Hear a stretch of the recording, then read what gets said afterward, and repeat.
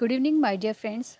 Welcome you all on your our YouTube classes. Okay, so today we are going to start our next poem, Dust of Snow. Dust of Snow means क्या है? Snow का मतलब होता है हमारा बर्फ, dust का मतलब होता है कि धूल, यानी कि बर्फ़ की जो धूल होती है।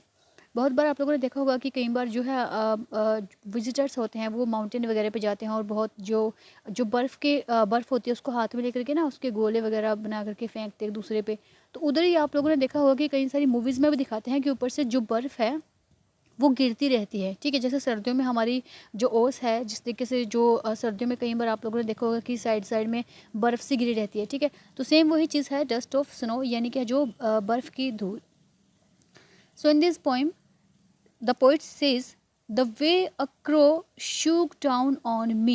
The way यानी वो तरीका जिससे a crow means एक कौवे ने shook down, shook का मतलब होता है कि हिलाना। ठीक है, shook down on me के हिलाया, किसको हिलाया होगा? जो एक कौवा है, इसमें जो पोइट है वो एक पेड़ के नीचे बैठा हुआ है and he was very sad, वो बहुत ज़्यादा उदास है।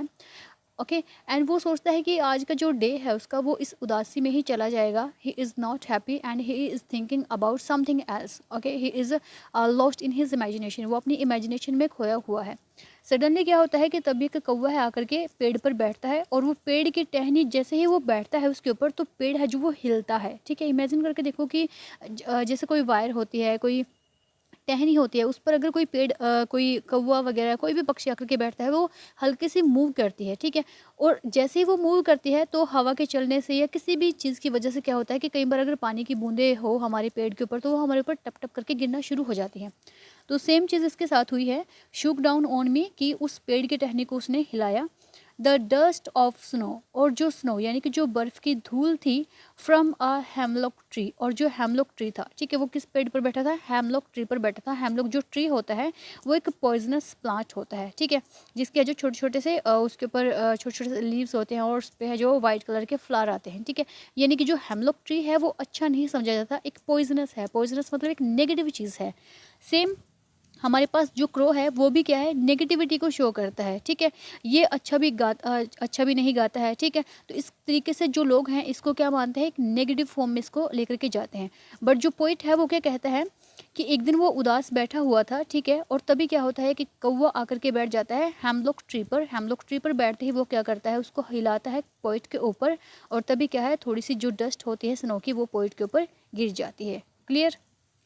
सेकेंड स्टैंजा देखिए।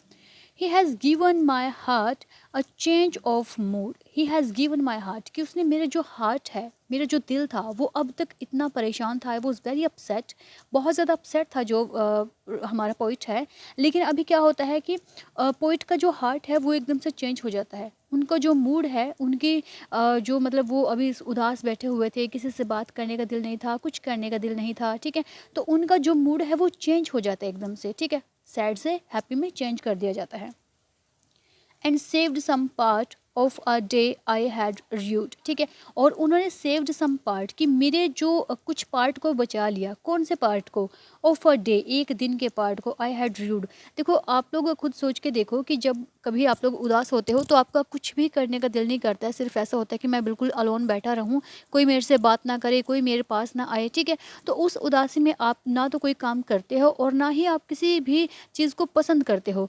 तो पोइट है वो भी क्या था? वो भी बहुत उदासी में बैठा हुआ था। उसने सोचा था कि आज का जो पूरा का पूरा दिन है वो बर्बाद जाएगा, ऐसे ही मैं कुछ नहीं सोचूंगा, कुछ नहीं करूंगा। बट अचानक से एक कौवा आया जो उसके लिए क्या था? हैप्पीनेस का सिंबल था। ठीक है, जिसने उसको हैप्पीनेस दी, उसके मूड को चेंज किया। तो यहाँ पे जो मेन बात है इस पोएम की वो ये बताई गई है कि कौवे को हम बुरा मानते हैं, हेमलॉक ट्री को हम बहुत बुरा मानते हैं, बट इन लोगों ने क्या किया कि यहाँ पर है जो इसको बुराई का प्रतीक ना दिखा करके अच्छाई का प्रतीक दिखाया है, जिसने कवि के बुरे दिन को एक अच्छे दिन में है जो वो चेंज कर दिया है। होप सो कि आप लोगों को ये पोइम समझ में आई होगी, पसंद आई होगी। ये जो पोइम है इसके पोइट हैं रॉबर्ट फ्रॉस्ट। ठीक है, तो रॉबर्ट फ्रॉस्ट एक नेचर के पोइट कहे जाते हैं हमारे। ठीक है, इन्होंने इस कॉन्ट्रास्ट को दिखाया है। जो मेन आइडिया है वो ये है कि क्रो को कैसा सिंबल माना जाता है, नेगेटिविटी का सिंबल इसको प्रेजेंट किया जाता है हर जगह पर, और हम लोग ट्रिक को भी, लेकिन यहाँ पर जो उसको पॉजिटिविटी में लिया गया है और पॉजिटिव ही दिखाया गया है. So this is our poem and we will do the question of that poem tomorrow. So thank you very much. अगर आप लोगों को पोइम पसंद आई है, ट्रांसलेशन अच्छी लगी है, या थोड़ा सा भी कुछ पसंद आया है, तो प्लीज़ शेयर कीजिएगा, लाइक कीजिएगा और चैनल को सब्सक्राइब कीजिएगा. Thank you very much.